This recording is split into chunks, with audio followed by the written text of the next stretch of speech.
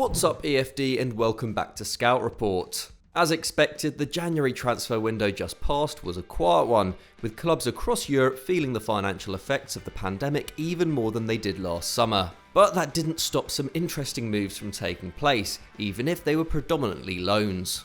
With a number of sides looking for upgrades and top quality depth options during the most congested season in recent memory, let's take a look at three of the most high profile transfers from the window and assess what they will bring to their new clubs.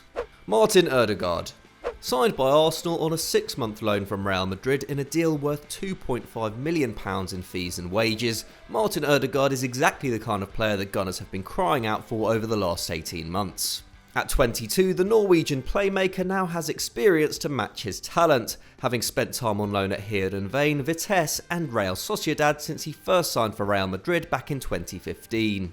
And while he was quickly snubbed by Zinedine Zidane after returning to the Bernabeu last summer, he's clearly at the level needed to succeed at a top European club.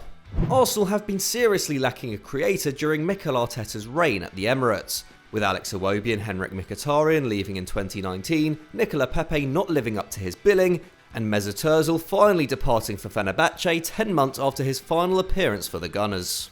Bukayo Saka is a star in the making, but at 19 can't be expected to carry the side creatively, and the same can be said for Emil Smith-Rowe, who has only just gained the full trust of Arteta. This term, no one in the Arsenal squad is creating as many as 2 chances per 90, with Willian the only player to have played over 500 minutes, averaging over 1.5. Erdegaard would lead the squad comfortably in this regard, having put up 2.2 key passes per 90 minutes at Sociedad last season, more than anyone else at the Anoeta. And while he ended the 1920 campaign with just 6 assists, fewer than Porto and Mikel Oyarzabal, and a figure which suggests the chances he created weren't always of the highest quality, his passing game was essential to La Real's success in all phases of attacking play. He ranked first in the Sociedad squad for progressive passes, a term used to describe passes which progress the ball 10 yards beyond the furthest point in the passage of play in which they are played, hitting 7.2 a game, which for context isn't far off what Kevin De Bruyne manages at Man City.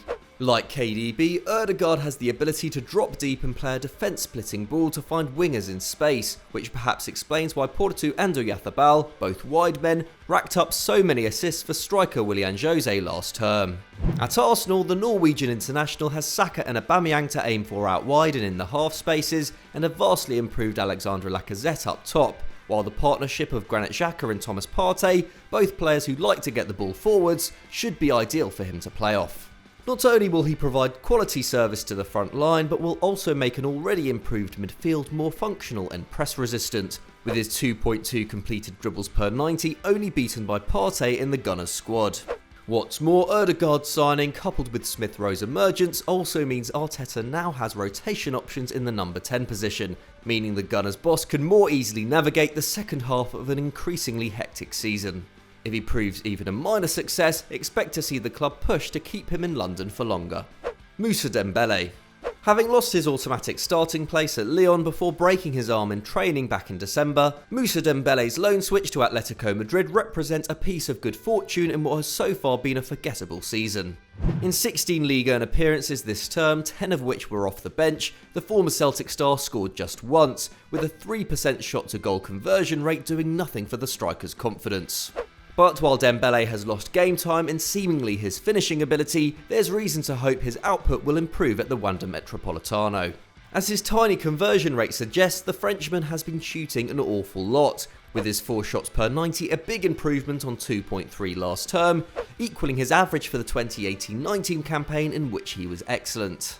And he's finding himself better spaces in the box than ever before, with his 0.69 non-penalty expected goals per 90 the best of his Lyon career. For comparison, that's a higher average than both Moise Kean and Dominic Calvert-Lewin this season. Of course, these stats do need a bit of context. Coming on late in games against tired defences in a Lyon side which has improved massively in attack this season, Dembele was naturally going to get better opportunities than he did last term, and he won't be getting service with the same regularity in Madrid. The La Liga leaders may be scoring more freely this term, but expected goals ranks them 4th in the league behind Barca, Real and Sociedad, while they rank 6th for chances created, with their heightened output largely thanks to the elite finishing of Luis Suarez.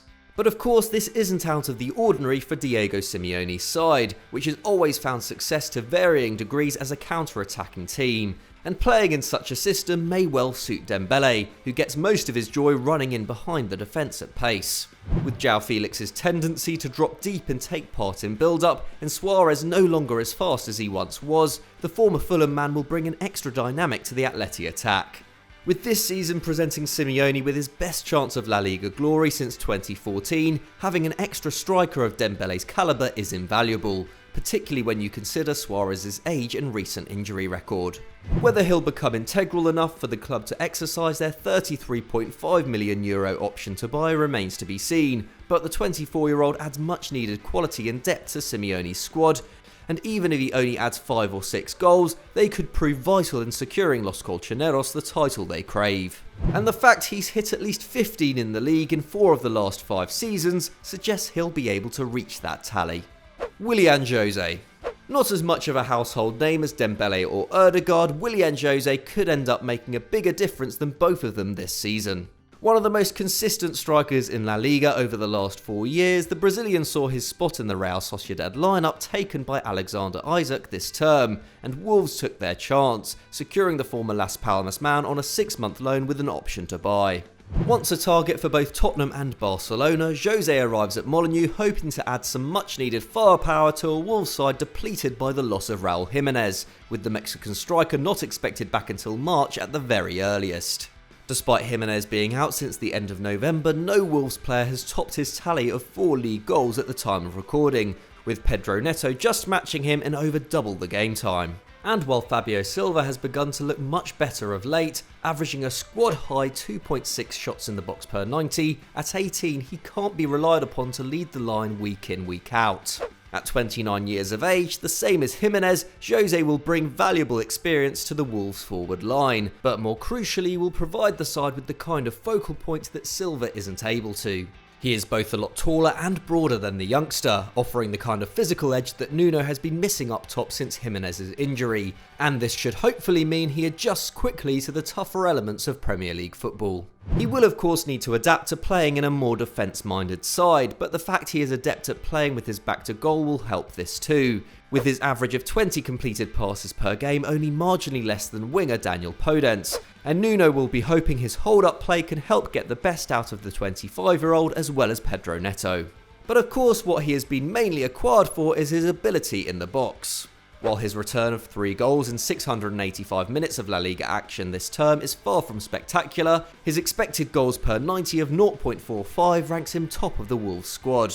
Again, the fact that Sociedad create more scoring opportunities must be taken into account, but if he can develop a good relationship with Neto, who is averaging more key passes a match than anyone at the Anoeta this term, the goals will no doubt come. The fact he's already clocking up 1.9 shots in the box per 90, better than his average at Sociedad this season, is a good sign. What's more, Jose hit double figures in the league in all 4 of his full seasons with La Real, and having netted against Barca and Napoli this term, can produce against top opposition too. Ranking 15th for both goals and expected goals this season, and with just 2 wins in 12 following the loss of Jimenez, Wolves are in their worst patch of form since they were promoted in 2018. Fans will be hoping the firepower and attacking know-how of Willian Jose can help arrest their slump. So that was our take on 3 of January's biggest signings, but which of these are you most excited about? Let us know in the comments below. If you enjoyed this video, don't forget to leave it a like, and why not stick on EFD by clicking on screen right now. Thanks for watching, and we'll see you next time.